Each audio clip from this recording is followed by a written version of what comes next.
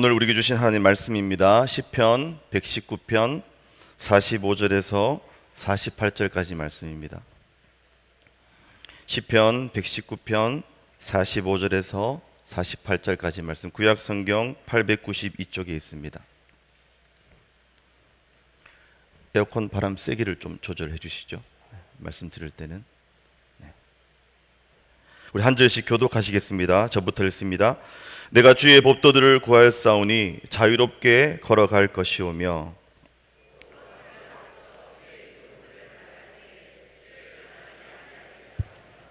내가 사랑하는 주의 계명들을 스스로 즐거워하며 또 내가 사랑하는 주의 계명들을 향하여 내 손을 들고 주의 율례들을 작은 소리로 읊조리리이다. 아멘.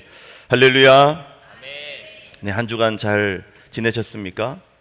네, 옆에 계신 분이랑 한번 인사하시죠. 잘 오셨습니다. 잘 오셨습니다. 은혜 많이 받으시기 바랍니다. 은혜 많이 받으시기 바랍니다. 우리 한번 이렇게 오늘은 한번 인사해 보실까요? 우리 얼마 전에 네팔도 다녀왔으니까 네팔은 어떻게 인사하는 줄 아십니까? 좀 더우시죠? 근데 이렇게 생각하셔야 됩니다.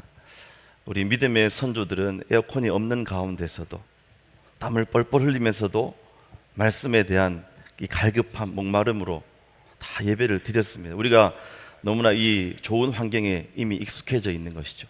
자, 다시 돌아와서 네팔은 어떻게 인사하냐면 이렇게 그 합장을 하는데 이거 너무 이렇게 거부감 가지실 필요 없습니다. 뒤에 알려드리겠습니다. 이렇게 나마스테 이렇게 인사합니다. 나마스테 들어보셨습니까? 뭐 남아있으라 이런 말이 아니라 나마스테 합니다. 근데 네팔에 가보니까 믿는 네팔인들은 어떻게 이것을 바꾸어서 인사하냐면 제이머시라고 하더라고요. 제이머시. 무슨 말이냐? 예수님께서 승리하셨습니다 라는 뜻이 제이머시입니다. 이걸로 한번 인사해 보시죠. 자, 옆에 있는 분이랑 한번 하시죠. 제이머시. 제이머시. 제이머시. 제이머시. 예, 누가 승리하셨습니까? 예수님. 예, 우리 예수님께서 승리하셨습니다. 예수님 승리하셨는데 우리가 울상을 하고 앉아 있으면 되겠습니까? 예, 조금 더우시더라도 온도를 좀 낮추시고 조금 한번 참으시고 우리 말씀을 한번 집중해서 한번 들어보시죠. 오늘 말씀의 제목입니다. 제목을 화면을 보시고 함께 읽습니다. 말씀에 순종하는 삶. 여러분, 저희 부모님이 계시는 거제에 가면 바람이 많이 분다 해서 바람의 언덕이라 불리는 곳이 있습니다. 여기 계신 분들 중에도 아마 가보신 분들이 많이 계실 걸로 압니다. 그 바람이 많이 부는 언덕에 소년이 연을 날리고 있는 장면을 한번 상상해 보시기 바랍니다. 연이 하늘 높이 날고 있습니다. 그리고 그 연과 이어진 실 끝에는 이제 아이가 실타래를 꽉 붙잡고 있습니다. 신나게 한참 연을 날리는 중에 문득 소년의 머릿속에 한 가지 생각이 날아듭니다.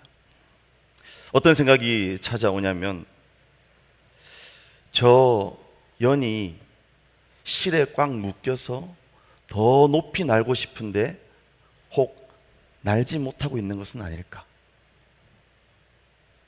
내가 저 연을 멀리 더 높이 날지 못하도록 구속하고 있는 것은 아닐까라는 생각이 불현듯 머릿속에 찾아들어옵니다. 내가 저 연을 끊어준다면 저 연은 저 우주 끝까지 날아오를 수 있을 텐데 소년은 이런 생각을 행동으로 옮겼습니다. 어떻게 했느냐? 가위를 가져와서 실을 싹둑 잘랐습니다. 연아, 김연아 말고 그냥 연을 부른 겁니다. 연아, 이제 훨훨 자유롭게 날아가렴. 여러분, 어떻게 되었을까요? 어떻게 됐겠습니까? 여러분 생각하시는 동안 물 한 모금 마시고, 여러분, 연이 자유롭게 훨훨 날아가기는커녕 실에서 끊어지는 순간 사정없이 바람에 흔들리다가 땅바닥으로 곤두박질, 땅 저 깊은데 처박히고 말았습니다. 여러분, 이 이야기가 우리에게 무엇을 시사해 주는 줄 아십니까? 수많은 사람들, 오늘날 살아가고 있는 현대인들은 교회를 부담스러워합니다. 그리고 기독교를 싫어합니다. 싫어하는 정도가 아니라 오늘날은 기독교를 혐오하는 시대라고까지 말할 수 있습니다. 여러분, 왜 그럴까요? 왜 교회를 싫어하고 기독교인이라 하면 멀리하려 할까? 많은 이유들이 있겠지만 그 가운데 오늘 우리가 생각해 보길 원하는 것은 구속받기 싫다는 겁니다. 뭐라고요? 구속받고 싶지 않다. 이것도 하지 마라, 저것도 하지 마라. 자유롭게 살아가고 싶다라고 말하는 겁니다. 이래라 저래라 하지 말라는 겁니다. 그래서 하나님의 말씀과 계명을 어떻게 받아들이느냐? 나를 구속하는 연줄처럼 생각한다는 겁니다. 매이고 싶어 하지 않습니다. 하나님의 계명은 나의 손발을 묶고 나를 억압하며 나를 숨막히게 만드는 것이라고 여깁니다. 그래서 대표적으로 싫어하는 말이 순종이라는 말입니다. 누군가의 말을 들어야 하는 것이 순종입니다. 내 의지가 아니라 다른 이의 의지를 순순히 받아들인다라는 말이 순종입니다. 이것을 좋아할 사람은 아무도 없습니다. 사람은 네 마음대로 하라는 것을 제일 좋아합니다. 자기 생각대로 하는 것을 좋아하지 누가 다른 이의 생각과 지시에 따라 움직이기를 원하겠습니까? 그래서 순종이라는 단어는 참 어렵고 힘이 드는 단어입니다. 나보다는 네가 순종하라고 말하는 단어. 피하고 싶고 무거운 단어가 되어버렸습니다. 말씀에 순종하며 사는 삶은 뭔가 자유롭지 못할 것 같고 뭔가 구속받는 삶일 것 같아서 부담스럽기 짝이 없습니다. 하지만 여러분, 성경은 뭐라고 말할까요? 하나님의 말씀은 정반대로 말합니다.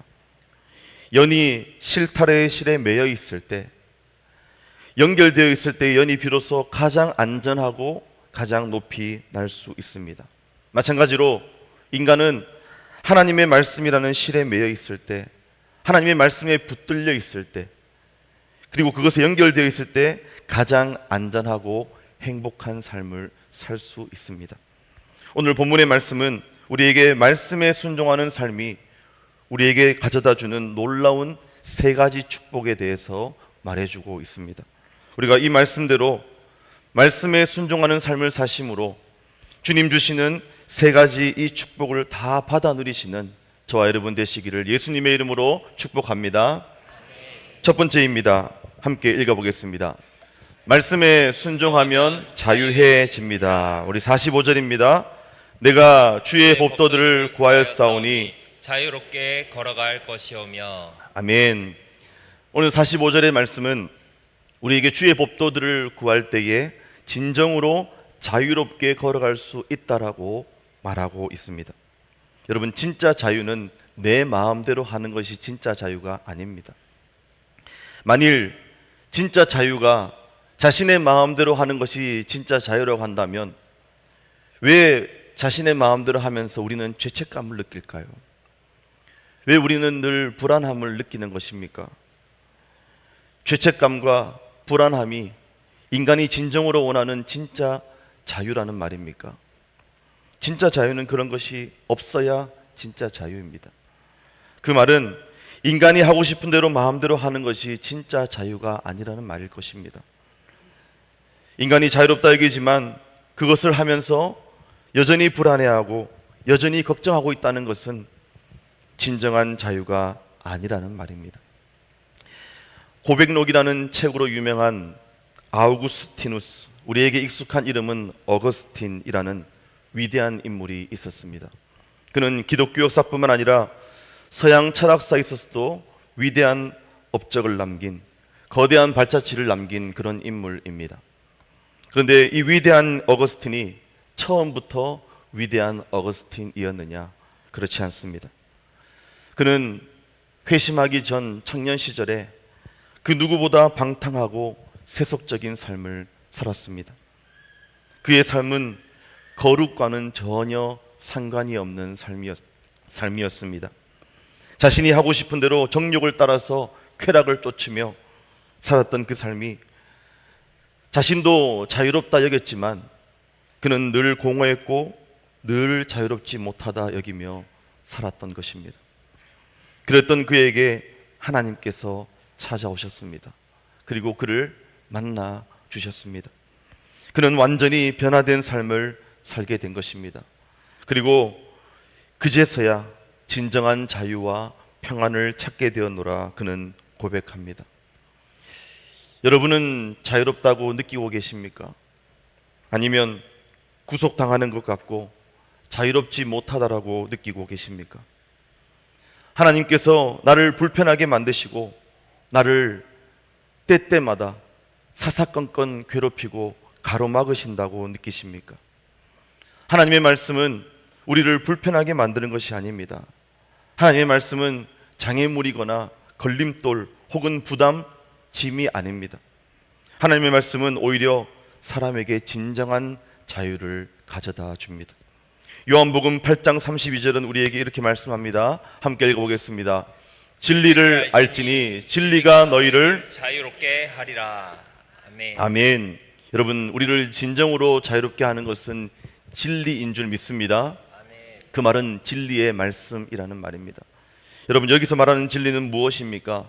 진리는 누구이십니까? 진리 대신 예수 그리스도를 가리키는 것입니다.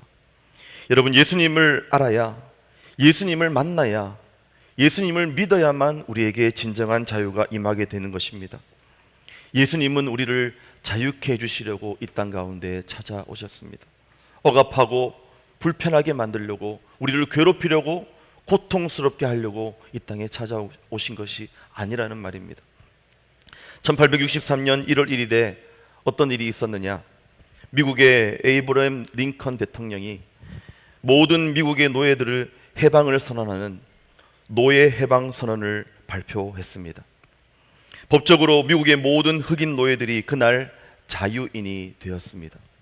그런데 미국 남부의 가장 깊숙한 곳, 텍사스주 갈베스톤이라는 곳의 노예들은 이 사실을 전혀 알지 못했습니다. 왜냐하면 노예주들이 이 정보를 자신의 노예들에게 철저하게 숨겼기 때문입니다. 그들은 이미 법적으로 자유인이 되었음에도 불구하고 그 사실을 전혀 몰랐기 때문에 여전히 주인의 채찍에 맞으면서 뼛속 깊이 고통스러운 노예의 삶을 이어나갔던 것입니다. 그로부터 약 2년 반이라는 시간이 지난 1865년 6월 19일이 되었어야 고든 그랜저라는 장군이 이끄는 연방 군대가 텍사스에 도착해서 당신들은 이미 2년 반 전에 해방되었습니다라는 진실, 그 사실을 알려주자 그제서야 노예들은 자신들이 쥐고 있던 도끼와 호미를 던지고 자유의 춤을 추기 시작했던 것입니다. 그래서 미국은 지금도 6월 19일을 준티스, 흑인 노예 해방을 기념하는 연방 공휴일로 지키고 있습니다. 여러분, 텍사스 시골의 노예들이 왜 자유를 누리지 못했습니까? 노예 해방이 되지 않아서 그들이 자유를 누리지 못한 것입니까? 아닙니다. 내가 자유해졌다는 사실을 몰랐기 때문입니다. 여러분, 마찬가지로 마귀는 지금도 우리에게 너는 여전히 죄의 노예다, 너는 돈의 노예이며 걱정의 노예다라고 말하며 진리의 사실을 은폐하려고 합니다. 여러분, 진리는 무엇이냐? 예수 그리스도께서 십자가에서 다 이루어 주신 것, 우리를 위하여 승리하신 그 사실을 선언하는 것, 바로 우리가 이미 해방되었다는 사실입니다. 여러분, 저와 여러분은 이미 자유인입니다. 이 사실을 아직 알지 못하고 계신 분들이 이 자리에 앉아 계십니까? 예수님은 십자가에서 승리하셨습니다. 그리고 예수님은 우리에게 이미 해방을 선포하셨습니다. 하나님의 말씀은 우리를 올가매고 힘들게 만드는 장애물이 아니라 우리에게 진정한 자유를 허락해 주시는 줄 믿습니다. 말씀에 순종하는 자의 삶은 진짜 자유를 누리는 삶입니다. 저와 여러분이 모두 다 이 참된 자유를 누리게 되시기를 소원합니다. 그것은 말씀에 순종하는 삶을 통해 이루어집니다. 두 번째입니다. 함께 읽어보겠습니다. 말씀에 순종하면 당당해집니다. 46절입니다. 또 왕들 앞에서 주의 교훈들을 말할 때에 수치를 당하지 아니하겠사오며. 아멘. 46절에서 이 시편 기자는 자신이 왕들 앞에서 주의 교훈들을 말할 때에 수치를 당하지 않을 것이라고 말하고 있습니다. 여러분, 아마도 지금 이 시편 기자는 왕 앞에서 말해야 하는 그런 상황에 놓여 있는 것 같습니다. 그런데 이 왕은 시편 기자에게 우호적인 왕이 아닌 것 같습니다. 자신에게 수치를 줄 수 있는 왕, 강력한 힘과 권력을 가진 대적에 해당합니다. 여러분, 그렇다면 왜 하필 왕일까요? 우리 가운데 오늘 이 말씀을 들으면서 왕 앞에 서서 이야기해야 되는 상황에 놓인 분들은 없지 않습니까? 왜 하필 왕일까? 여러분, 만일 왕 앞에서 담대하게 하나님의 말씀을 말할 수 있다고 한다면 여러분, 어느 곳에 가든지 누구 앞에서든지 하나님의 말씀을 담대히 말할 수 있지 않겠습니까? 왕은 내가 담대히 말할 수 없는 가장 강력한 대상을 가리키는 말입니다. 차마 말이 떨어지지 않는 왕 앞에서조차도 우리가 담대히 말할 수 있는 이유가 무엇입니까? 우리의 말을 하는 것이 아니라 하나님의 말씀을 대언하기 때문인 줄 믿습니다. 하나님의 말씀이기 때문에 우리는 당당하게 외칠 수 있게 되는 것입니다. 우리도 누군가에게 말을 할 때 내 말을 말하는 것보다 다른 사람이 이 말을 전해달라고 했으면 더 담대하게 말을 전하지 않습니까? 그래서 말씀에 순종하는 삶을 사는 사람은 당당하게 그리고 담대하게 하나님의 말씀을 말할 수 있게 됩니다. 그 이유가 무엇이냐? 우리가 지난주에 살펴본 43절의 말씀과 연결되고 있습니다. 우리 입에 항상 있어야 하는 것, 바로 하나님의 말씀이라고 말씀드렸습니다. 내 입에 항상 하나님의 말씀이 있기 때문에 그것이 왕 앞에서도 자연스럽게 나오게 되는 것입니다. 여러분, 왕 앞에서도 부끄러워하지 않고 수치를 무릅쓰고 담대히 말했던 성경의 인물들이 있습니다. 여러분, 누가 있을까요? 먼저 다니엘이 있습니다. 다니엘이 느부갓네살 왕 앞에서 담대하게 말했습니다. 우리 확인해 보겠습니다. 다니엘 2장 27절에서 30절까지 말씀입니다. 시작. 다니엘이 왕 앞에 대답하이르되 왕이 물으신 바 은밀한 것은 지혜자나 술객이나 박수나 점쟁이가 능히 왕께 볼 수 없으되 오직 은밀한 것을 나타내실 이는 하늘에 계신 하나님이시라. 그가 느부갓네살 왕에게 후일에 될 일을 알게 하셨나이다. 왕의 꿈 곧 왕이 침상에서 머릿속으로 받은 환상은 이러하니이다.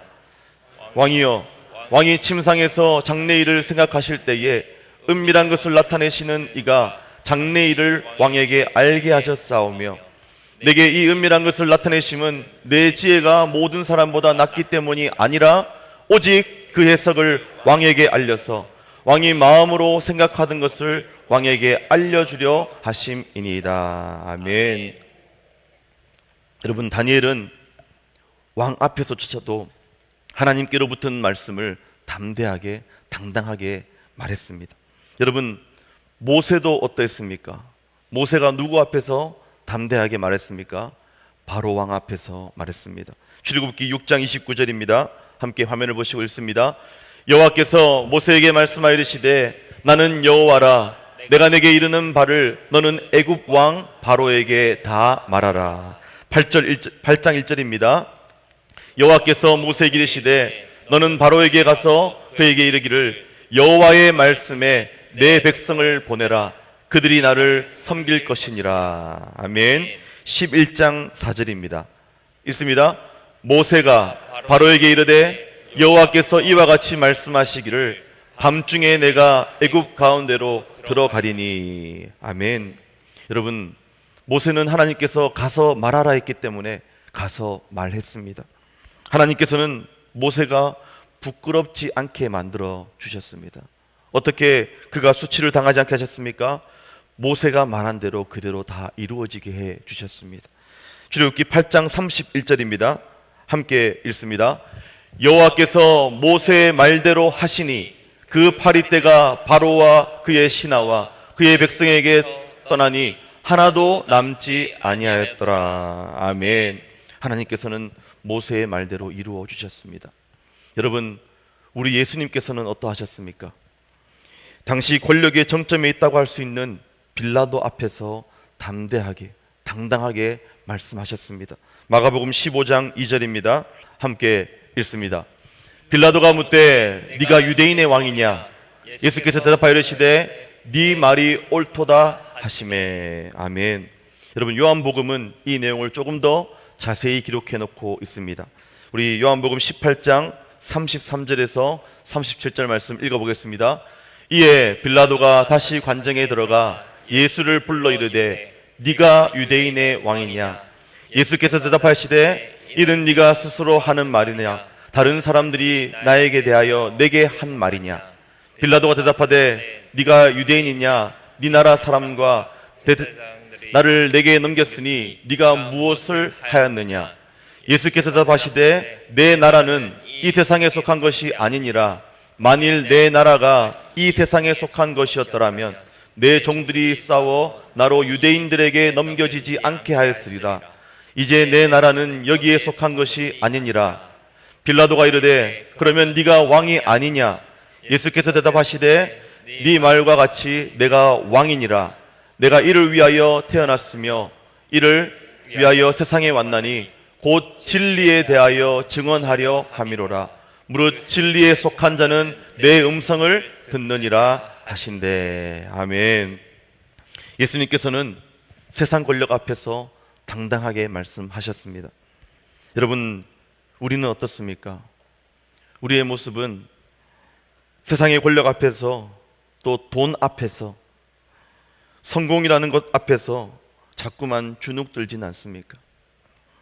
하지만 내 안에 하나님의 말씀이 있을 때에, 하나님의 말씀에 순종하는 삶을 살아갈 때 우리는 세상의 어떤 대단한 사람들, 심지어 왕 앞에서조차도 당당하게 우리는 말씀을 선포할 수 있게 되는 줄 믿습니다. 여러분, 마틴 루터에 대해서 들어보신 적이 있으실 겁니다. 지난 봄에 루터의 활동 무대였던 곳을 직접 또 가보고 눈으로 볼 수 있는 기회들이 있었습니다. 독일의 종교개혁자였던 마틴 루터가 1521년 웜스 국회에 소환되었던 일이 있습니다. 그 국회에는 당대 최고의 권력자들이 다 모여 있었습니다. 신성 로마 제국의 황제였던 카를 5세와 수많은 추기경들이 그 자리에 모여 있었습니다. 그리고 루터를 소환했습니다. 그 권력자들은 매서운 눈으로 루터를 노려보고 있었습니다. 왜 루터를 불렀느냐? 루터가 제기한 주장을 철회하라는 겁니다. 그가 주장했던 그 주장을 하지 못하도록 권력으로 그를 찍어 누르려고 그를 부른 겁니다. 지금 당장 당신이 말한 것을 철회하지 않으면 당신을 화형에 처하겠다라고 윽박질렀습니다. 루터 개인에게 있어서 절체절명의 위기였습니다. 여러분, 누구라도 이런 분위기, 이런 권력 앞에서는 기가 죽을 수밖에 없습니다. 여러분, 이때 루터가 어떻게 했는 줄 아십니까? 화면을 한번 띄워봐 주시죠. 루터가 이렇게 말했습니다. 한번 읽어보겠습니다. 네. 사정없이 흔들리시는 여러분들의 눈빛, 한번 웃으시라고 말씀드린 겁니다. 여러분, 이 라틴어입니다. 라틴어인데 무슨 뜻이냐면, 넘겨주시죠. 성경의 증거나 명백한 이성에 의해 내가 설득되지 않는 한 내 양심은 하나님의 말씀에 사로잡혀 있으므로 나는 어떤 것도 철회할 수 없으며 철회하기를 원하지도 않습니다. 이것이 루터의 공식적인 라틴어 변론이었습니다. 그리고 이 변론을 마친 뒤에 혼잣말로, 이 사람은 독일 사람이니까 독일어로 하늘을 향하여 외친 말이 유명한 말로 남아 있습니다. 넘겨주시죠. 자, 읽어보실까요? 또 넘겨주시죠. 내가 여기 서 있나이다. 나는 달리 어찌할 수 없습니다. 하나님이여 나를 도우소서. 아멘. 여러분, 마틴 루터가 왜 떨리지 않았겠습니까? 왜 두렵지 않았겠습니까? 그런데 루터는 하늘을 향하여 큰 소리로 외쳤습니다. 하나님, 제가 여기 서 있습니다. 제가 할 수 있는 방법은 없습니다. 저를 도와주시옵소서. 여러분, 루터가 두렵고 떨렸겠지만 이처럼 황제 앞에서도, 그 당시 절대 권력자인 황제 앞에서도 수치를 당하지 아니하고 당당하게 말할 수 있었던 이유가 무엇이었겠습니까? 그의 마음속에 황제보다 더 크신 하나님의 말씀이 있었기 때문입니다. 말씀에 순종하는 자는, 말씀에 사로잡힌 자는 세상이 감당하지 못하는 당당함이 있는 줄 믿습니다. 저와 여러분이 하나님의 말씀에 순종하심으로 세상을 향하여서, 또 대적을 향하여서 당당하게 하나님의 말씀을 선포하시는 분들 되시기를 예수님의 이름으로 축복합니다. 그러면 여러분 결코 부끄러움을 당하지 않을 것입니다. 세 번째입니다. 함께 읽어보겠습니다. 말씀에 순종하면 기뻐집니다. 47절, 48절입니다. 내가 사랑하는 주의 계명들을 스스로 즐거워하며 또 내가 사랑하는 주의 계명들을 향하여 내 손을 들고 주의 율례들을 작은 소리로 읊조리리이다. 아멘. 여러분, 시편 기자는 마지막으로 47절과 48절에 두 번이나 반복해서 내가 사랑하는 주의 계명들, 내가 사랑하는 주의 계명들이라고 말하고 있습니다. 세 번째는 말씀에 순종하면 기뻐집니다입니다. 다른 말로 하면 말씀에 순종하면 즐거워집니다입니다. 시편 기자는 주의 계명들을 사랑했기 때문에 그 계명들을 즐거워하고 있습니다. 그리고 그 계명들을 향해서 손을 들고 있습니다. 그 말은 무슨 말이냐? 손을 들어 찬양하고 있다는 말입니다. 그리고 작은 소리로 읊조린다, 암송하며 묵상하고 있습니다. 이 이야기를 하면 저희 집에서 안주할 수도 있긴 한데 한번 여러분들 위해서 해보겠습니다. 제 목양실에는 제 책상 옆에 제가 어릴 적에 좋아하던 그 장난감이 하나 올려져 있습니다. 왜 우리 나이가 들어가도 늘 이제 소년 시절의 그 추억과 또 감성들이 남아있지 않습니까?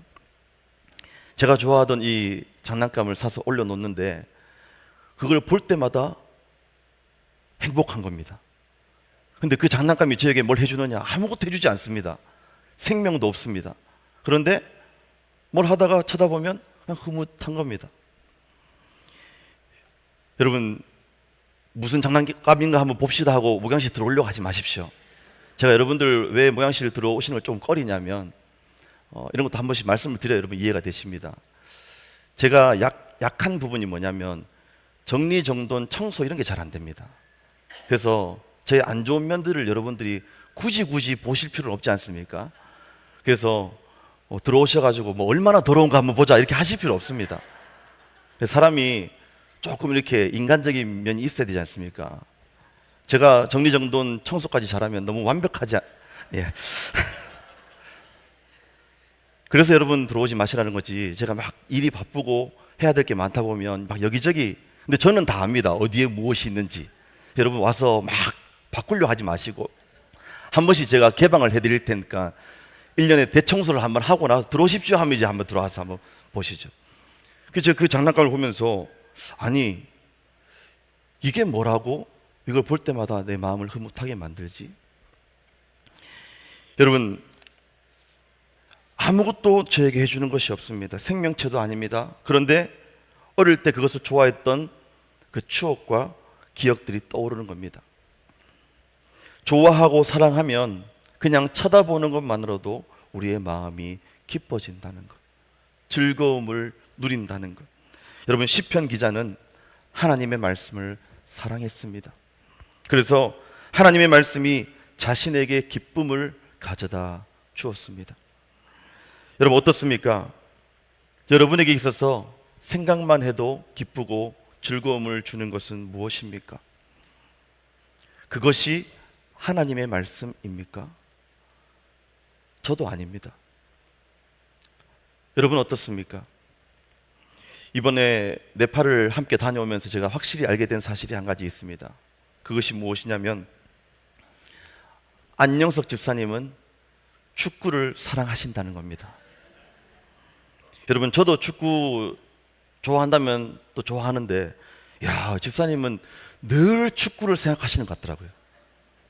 그래서 이 집사님의 머릿속에는 축구가 가득 있고 한 1% 서혜성 권사님 있고 이 정도, 이런 생각이, 축구 말할 때는 표정이 어린아이로 돌아가시더라고요. 여러분, 손주가 있으십니까? 손주가 여러분들에게 기쁨이지 않습니까? 생각만 해도 즐거움을 줄 겁니다. 손주가 뭐 많은 돈을 벌어와서 가져다 주기 때문에 여러분 좋아하시는 겁니까? 아닙니다. 사랑하는 연인은 어떻습니까? 우리가 사랑하는 사람을 생각만 해도 우리 얼굴에 미소가 지어질 것입니다. 시편 기자에게 있어서 하나님의 말씀은 그런 것이었습니다. 자신의 즐거움이자 자신의 기쁨이었습니다. 그래서 그는 두 손을 들어 찬양합니다. 그리고 입으로 계속해서 작은 소리로 고백합니다. 좋습니다. 기쁩니다. 즐겁습니다. 주의 말씀의 내용들을 하나씩 하나씩 읊조립니다. 여러분, 우리도 기분이 좋을 때 아주 멋진 곳에 가서 멋진 경치를 구경하거나 아주 맛있는 음식을 먹으면 여러분도 모르게 어떤 말들이 나오는 줄 아십니까? 조금 이제 나이가 들어가셔야 이게 공감하실 텐데, 좋다, 좋다, 너무 좋다, 자신도 모르게 입에서 좋다라는 말을 연발합니다. 그리고 맛있는 음식을 먹으면 어떡합니까? 딱 맛있다, 맛있다, 참 맛있다. 여러분, 우리가 하나님 말씀을 사랑하면 이와 같이 된다는 말입니다. 말씀이 너무 좋아서, 너무 달아서 말씀을 읊조리고 또 읊조리고 또 그 말씀을 기억해 보는 겁니다. 여러분, 하나님의 말씀을 즐거워하게 되시기를 축복합니다. 하나님의 말씀에 순종하는 삶이 얼마나 즐거운 것인지를 여러분 알게 되시기를 축복합니다. 하나님 말씀에 순종하는 삶은 우리에게 무거운 짐이 아니라 즐거움입니다. 여러분, 학교 다닐 때 좋아하던 선생님 계셨습니까? 학생은 좋아하는 선생님이 심부름을 시키면 기쁨으로 합니다. 더 시켜주시기를 원합니다. 그리고 심부름을 가면서도 웃으면서 갑니다. 그리고 벌써 갔다 왔냐라고 쏜살같이 다녀옵니다. 선생님, 뭐 더 필요하신 건 없습니까? 하지만 여러분, 반대로 싫어하는 선생님이 여러분의 이름을 부르면 어떠십니까? 대답도 잘하지 않고 뭐 시킬까봐 여러분 숨었지 않습니까? 여러분, 무슨 말입니까? 누군가의 말에 순종하는 삶이 내게 짐이 아니라 기쁨이 되기 위해서는 누가 그것을 내게 시키느냐가 중요하다는 말입니다. 내가 사랑하는 사람, 내가 좋아하는 사람이 시키면 그것은 더 이상 심부름이 아니라 나의 기쁨이요 즐거움입니다. 내가 하나님을 사랑한다면 그것은 더 이상 율법이나 계명, 나를 올가매는 부담이 아니라 사랑하는 사람과 나누는 동력이요, 그것은 행복일 것입니다. 두 명의 형제가 있었습니다. 어머니가 두 아이에게 이렇게 똑같이 말씀했습니다. 저녁 먹기 전에 방 청소를 깨끗하게 다 해놓아라. 첫째가 투덜거립니다. 귀찮아. 안 하면 또 와서 짜증내고 화내고 혼내시겠지. 매 맞기 싫으니까 억지로 하는 척이라도 해야 되겠다. 여러분, 이 첫째에게 어머니의 말씀은 어떤 의미일까요? 나를 귀찮게 만들고 나를 얽어매는 무거운 짐이자 규율일 것입니다. 억지로 청소는 할 것입니다. 하지만 그의 마음에 기쁨은 전혀 없습니다. 반대로 둘째는 어머니를 매우 사랑합니다. 어머니가 지친 몸으로 일을 마치고 오셨을 때에 깨끗해진 자신의 방을 보고 기뻐하실 모습을 상상합니다. 어머니가 오셔서 깨끗해진 방을 보시면 얼마나 좋아하실까? 빨리 치워서 기쁘게 해드려야지. 둘째에게 어머니의 말씀은 짐이 아니라 어머니를 향한 자신의 사랑을 보여줄 수 있는 너무나 좋은 기회입니다. 어머니가 기뻐하실 것을 생각하며 청소하는 내내 콧노래가 절로 나옵니다. 즐겁습니다. 사랑하는 구미 온누리교회 성도님 여러분, 여러분은 첫째이십니까? 둘째이십니까? 하나님의 말씀에 순종하는 삶이 순종하지 않으면 벌 받을까봐 억지로 순종하고 있는 삶은 아니십니까? 교회는 나오는데 여러분 마음에 기쁨이 있으십니까? 즐거우십니까? 아니 이런 이유 때문에, 아니 목사님 때문에 내가 즐겁지 않습니다. 하나님이 즐거워하라 하시면 어떡합니까? 오늘 이 시편 기자는 하나님의 말씀으로 인하여 즐거워하고 있습니다. 억지 순종에는 기쁨이 없습니다. 여러분, 순종의 동기가 사랑이 되어야 기쁨이 있습니다. 말씀에 순종하는 삶은 더 이상 짐이 아니라 사랑하는 하나님을 기쁘시게 해드릴 수 있는 가장 즐거운 성도만의 특권입니다. 사랑하면 순종이 쉬워지고 사랑하면 순종이 즐거워지기 시작할 것입니다. 여러분, 이 기쁨을 누려보시기를 예수님의 이름으로 축복합니다. 말씀을 맺겠습니다. 여러분, 처음 말씀드렸던 연 날리기 비유가 기억나십니까? 세상의 바람이 거세게 불어올 때에 말씀이 나 자신을 묶고 있는 것처럼 느껴진다고 말씀의 줄을 끊어버리고 싶지는 않으십니까? 하지만 여러분, 그 줄을 끊지 마시기 바랍니다. 그것은 진정한 자유가 아닙니다. 그 줄이 말씀에 연결되어 있어야 합니다. 그 줄을 붙들고 말씀에 순종할 때에 우리는 죄로부터 자유해지고 세상 앞에서 당당해지며 삶의 참된 기쁨을 누리게 되는 줄 믿습니다. 이번 한 주간 하나님의 말씀에 순종하는 것이 더 이상 의무나 짐이 아니라 진정한 자유요, 기쁨 그리고 즐거움이 되시기를 예수님의 이름으로 축복합니다. 하나님의 말씀에 순종하심으로 주님께서 주시는 승리를 누리시는 복된 분들 되시기를 예수님의 이름으로 축복합니다. 우리 이제 들으신 말씀 붙들고 함께 합심하여 통성으로 기도하겠습니다. 우리 기도할 때 하나님 말씀에 순종하는 삶을 살게 해 주시옵소서. 하나님 말씀에 순종할 때에 자유해집니다.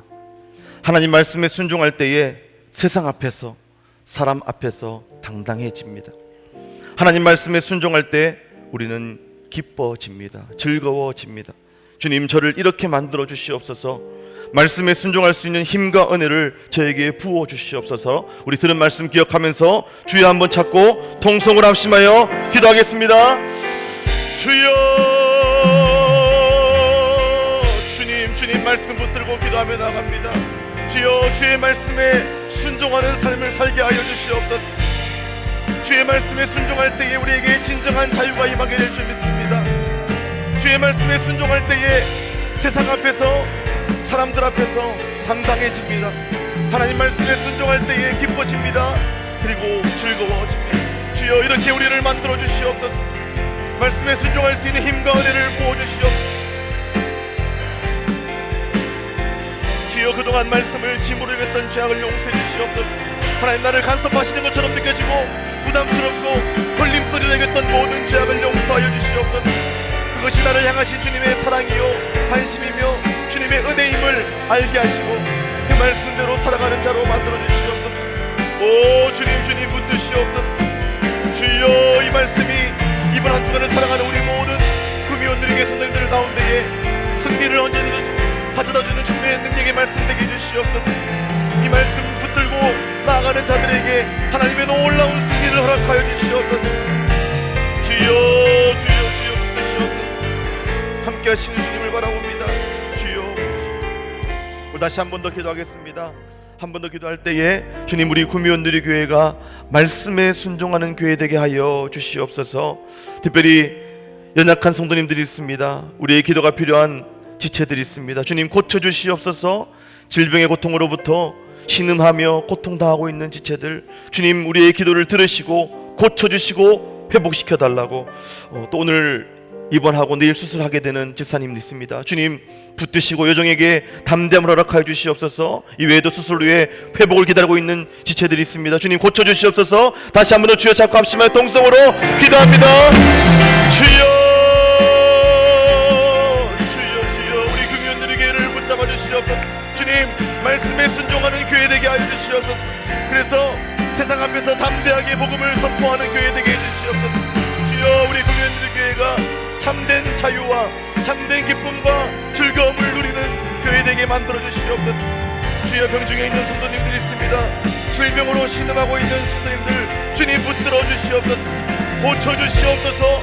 회복시켜 주시옵소서. 우리를 치료하시는 여호와 라파 되신 주님을 의지하며 나아가오니 주여 주여 붙들어 주시옵소서. 아버지 하나님의 놀라운 역사가 우리 가운데 임하게 해주시옵소서. 오 주님 붙드시옵소서. 주님 주여 아버지 하나님 능력을 붙들어. 우리 마지막으로 한 번 더 기도하겠습니다. 한 번 더 기도할 때 주님, 여름 사역들이 진행되고 있습니다. 우리 온라인 캠프를 은혜 가운데 잘 마치게 해주신 주님, 우리 남아있는 우리 부서별로 진행되는 모든 여름 사역 가운데에도 주님 동일하게 은혜를 부어달라고, 우리 남아있는 여름 사역들을 두고 우리 마지막으로 합심하여 통성으로 기도합니다. 주여 부서별로 진행되는 모든 여름 사역 가운데 주님께서 은혜를 부어주시옵소서. 유치부로부터 초등1부, 초등2부, SFC, 청년, 목자 수련회까지 주님 이번 여름에 뜨겁게 하나님을 만나며 하나님을 인격적으로 체험하는 놀라운 내 시간이 될 수 있도록 주의 역사하여 주시옵소서.